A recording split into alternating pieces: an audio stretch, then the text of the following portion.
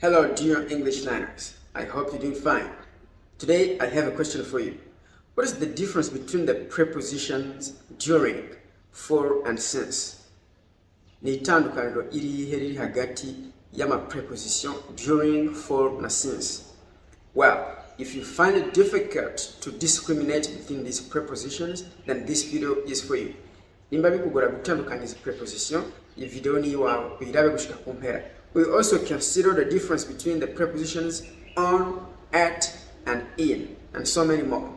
Turaba kandi itandukaniro riri hagati y'ama preposition at, in, na on, hamwe n'izindi n'izindi. I'm judging from Bujumbura English Center. Are you ready? Let's get started. Today's expression is over the moon. Over the moon means delighted, very happy. Over the moon isigura kuryohewe cyane. You say, for example, I was over the moon yesterday. Ati ejo nararyohewe cyane. Wow, I'm over the moon. Ati ndaryohewe cyane.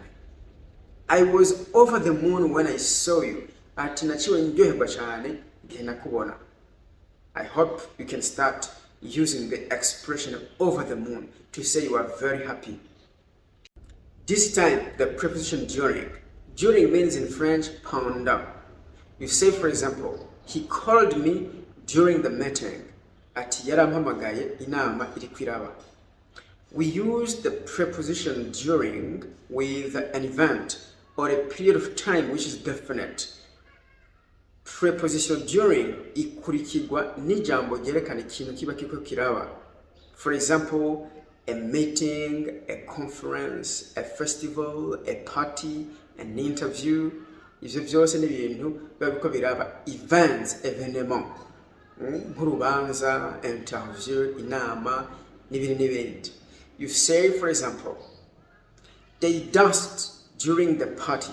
Ati baratamvye urubanza ruriko ruraba. And you could say, I was sweating during the interview. Ati narabize yashu muri interview. I talked to many people during the conference. Ati navuganye n'abantu benshi muri ijya conference. Nukuvuga igiyo conference yari kwiraba navuganye n'abantu benshi. Yes, you can use the preposition during in that context. But I also mentioned that we use the preposition during with a period of time which is definite. Turakoresha kandi preposition during etuko turavuga umwanya uri define.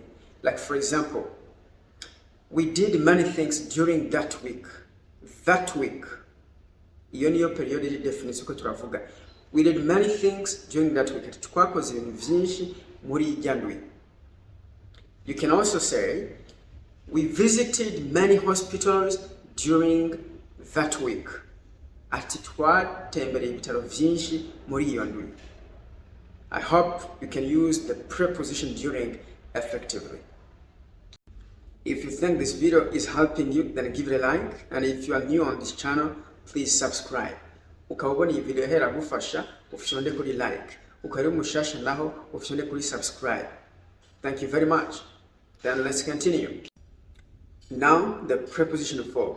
We use the preposition for to talk about how long something continues. Turakoresha preposition for kugira ngo tuvuge umwanya ikintu kimara. You say, for example, I learn English for 2 hours every day. Niga Icongereza amasaha abiri buri munsi. I just want to sit down for 5 minutes. Numva shaka kwicara iminota 5. We talked for a short time. Twaravuganye umwanya mutoyi.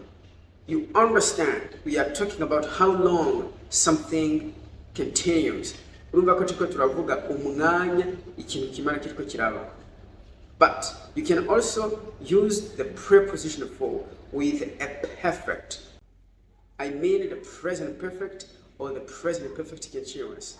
Now, you say, for example, he has been ill for 3 days. Amaze imisi 3 agwaye. He has worked here for 5 years. Amaze imyaka 5 akora ngaha. It's been raining for 1 week. Ati imvura imaze indwi iri kwiragwa.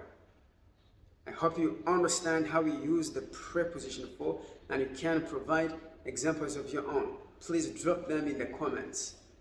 Now, the preposition since. Since means in French, depuis. We use it with the perfect to talk about the starting point or when an action started. You say, for example, he's been ill since yesterday. Ati aragwaye kuva ejo. It's been raining since last week. Imvura yatanguye kugwa mu ndwi iheze. He has worked here since 2020. Ati yatanguye gukora ngaha kuva muri 2020.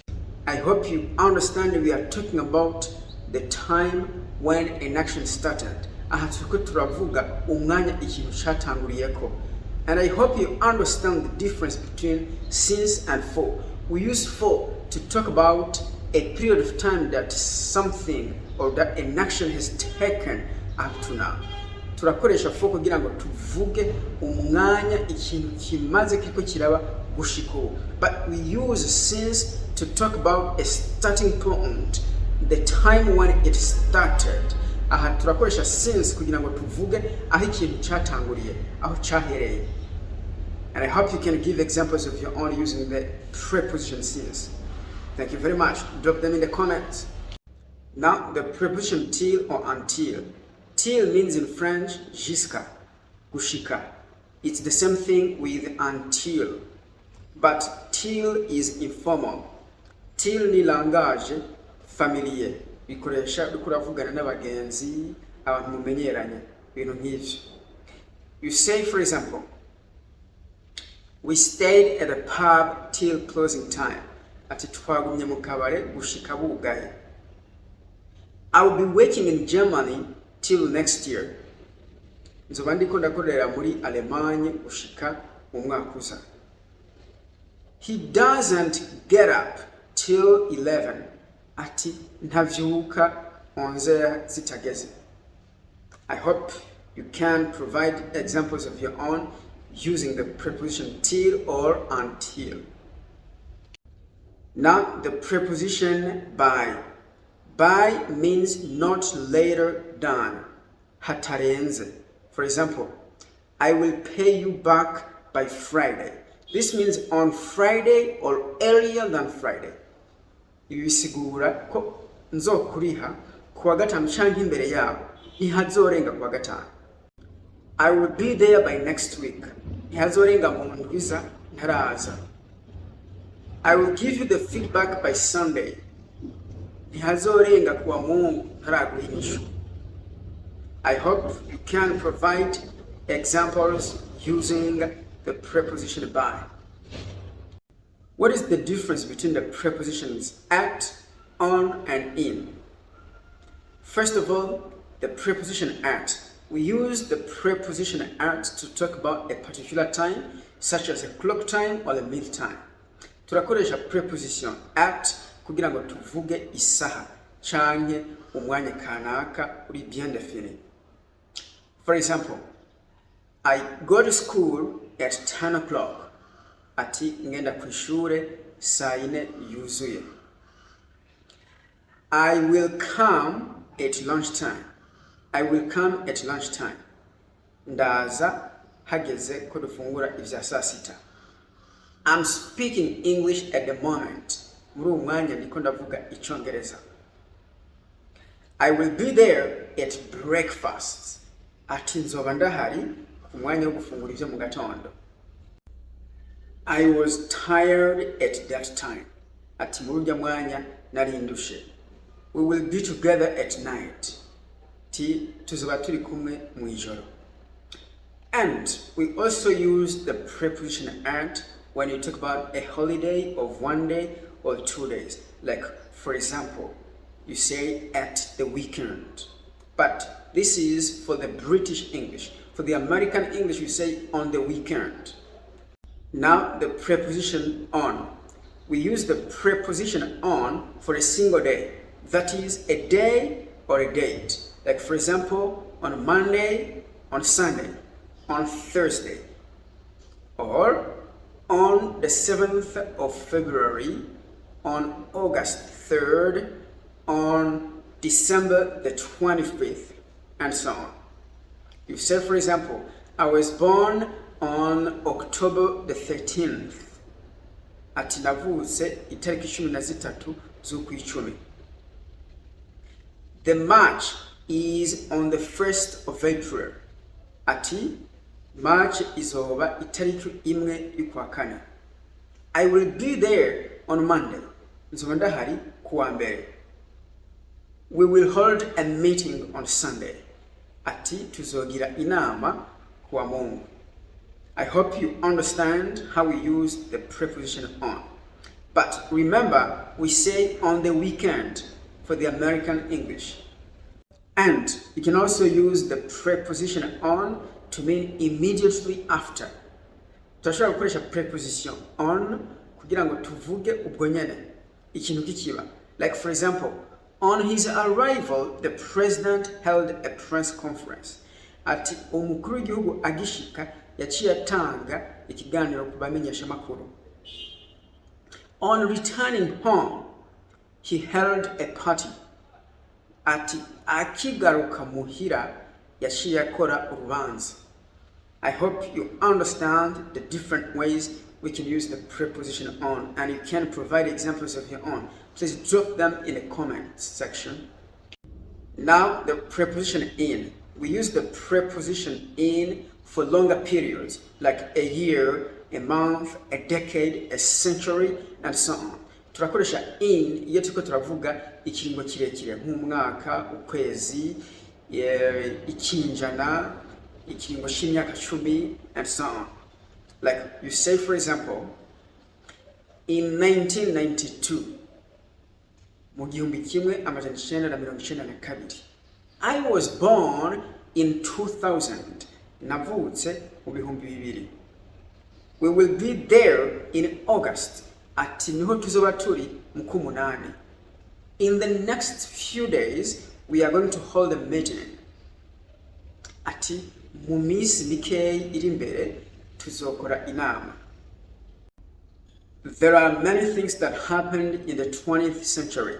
Ati hari ibintu vyinshi vyabaye mu kinjana ca 20. I hope you understand how we use the preposition in. You can also use the preposition in for a part of the day. Like for example, in the morning, in the afternoon, in the evening. You say, for example, we usually meet in the afternoon. Kenshi duhura après-midi. I play with my kids in the morning. Ndakina n'abana banje mu gitondo. I watch TV in the evening. Ndaba TV ku mugoroba. I hope you understand how we use this preposition in. But when you say which day, you use the preposition on. You say, for example, on Sunday morning, on Thursday afternoon, on Tuesday evening, something like that. I hope you understand how we use the preposition in.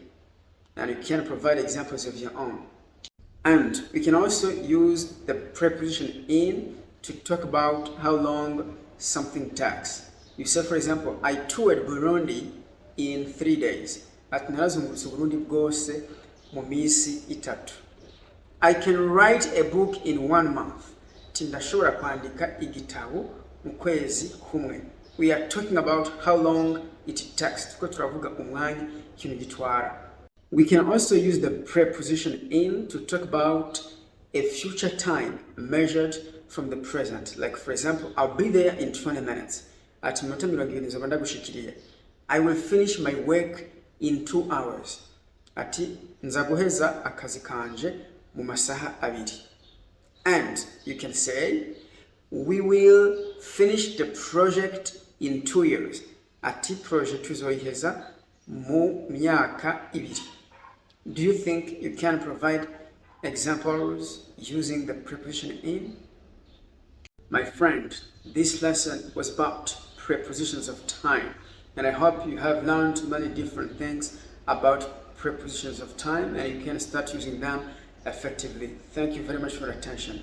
Until next time, bye-bye.